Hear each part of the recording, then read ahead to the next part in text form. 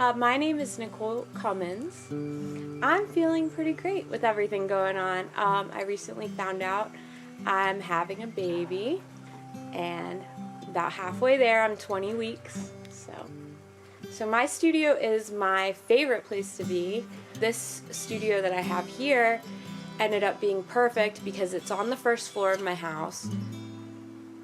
Sometimes I don't always have the most energy, so being on one floor makes life a lot easier. It's been quite a journey finding stained glass. I pretty much started out crafting in a time where my body wasn't super functional. I wanted to keep myself afloat, especially when my body wasn't able to move. What I love most about glass is that I'm able to start and stop at any point in time, which is really important for me because my body's not always the most reliable. I've had to adapt with life in that way, which has been okay, you know? It's a form of, I think, acceptance. This is what I'm able to do and this is what I enjoy doing, and luckily glass makes that very accessible for me. Making glass from start to finish, it's a fun, long process. So the first thing you want to do is come up with a pattern or a design. When I am designing patterns, I've noticed I tend to gravitate towards more abstract pieces or more nature-inspired pieces. And it's funny because when I thought of my business name, Prism and Vine, it's that's pretty much it. Bright colors and simple, or nature. After that, you pick out glass. So that's one of my favorite parts. You go look at each glass piece and you kind of have to lift it up sometimes. You want to see if it's opalescent or transparent, or cathedral, and see if that matches what you're going for. I design on my iPad and I put it into my Cricut. So I print it out, it prints out a pattern, and then I essentially have these stickers that I'm able to lay down on the glass that gives me the form of which I cut. After that, I cut the glass. So I use these little tools. It's a glass cutter. And with that, then I go and hand cut every piece. And I try to get it as close to the pattern design. And then after that, I go to grind down the pieces. And with that, I essentially go make sure that all of the edges are smooth.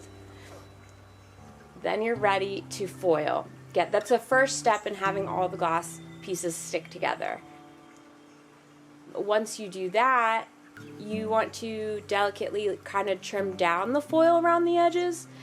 And the reason why you want to do that is because your solder lines, which are the lines that you see in traditional glass, like Tiffany stained glass, you'll see the silver solder lines. They are as clean and as even as your copper foil lines are. And then after that, I use flux, which is chemical bonding agent for the lead, which can go up into the air and you can breathe that in. It's really toxic. This is when you have to be really careful with protective gear and have extra ventilation in the studios while I'm doing that. Then you use your soldering iron to melt down the lead, and that's what creates those lines that essentially is the glue that puts all the stained glass together. With my diagnosis and my creative path, they kind of aligned at the same start. My illness has always been there while I've been creating things. There definitely are limitations, but that is one of the cool things with glass, is with each step in the stained glass process is that you can all do them in different ways. So when I'm cutting glass, I'm typically standing. So I usually do cut glass on the days where I feel more energized. Whereas foiling the glass or soldering, I can be sitting, and foiling especially, I can be lounging on the couch, watching TV or listening to music. And then after that, you don't want those harsh chemicals on your glass, so you want to make sure you use a special type of glass cleaner, flux cleaner, to make sure you get all of those chemicals off, and then I'll polish it with a special stained glass polish, which also neutralizes if any chemicals were left over. And then I use patina, which is a chemical agent which changes the color of the solder lines. And once you polish, the piece is ready to go. There are so many complexities of running your own business, but being my own boss is a little bit scary sometimes.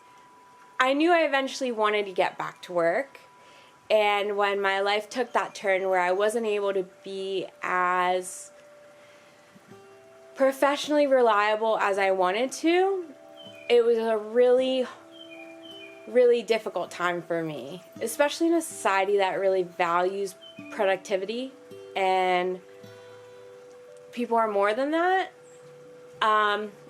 So I feel like I started a business for the right reasons this time. I'm more whole.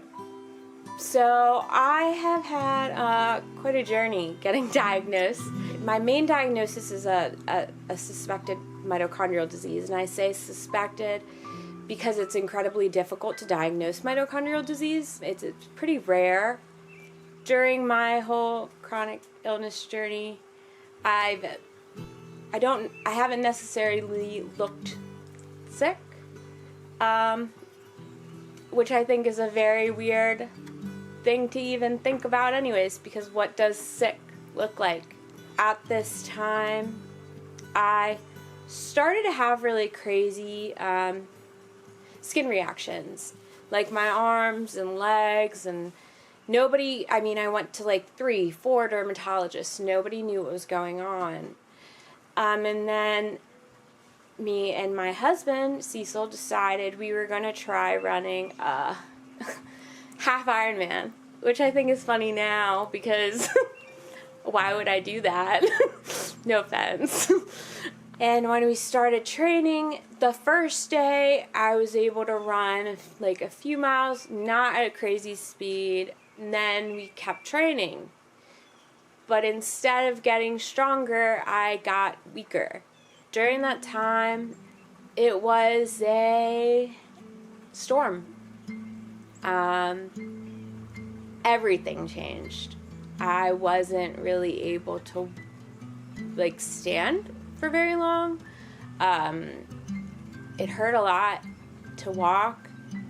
I felt like my autonomy was slipping through my hands, and nobody knew why. I was exhausted even when I would talk to people. So I just kind of went in myself. What do you do? When you lose your ability to function. We found out I have gastroparesis, and doctors figured out that I had POTS. It was a relief at the time almost to be able to put a name to the thing I was experiencing.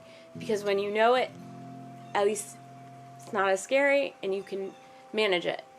For example, one of the things I wear, I don't know if you can see it, but I wear a Dexcom. That goes back to my blood sugar.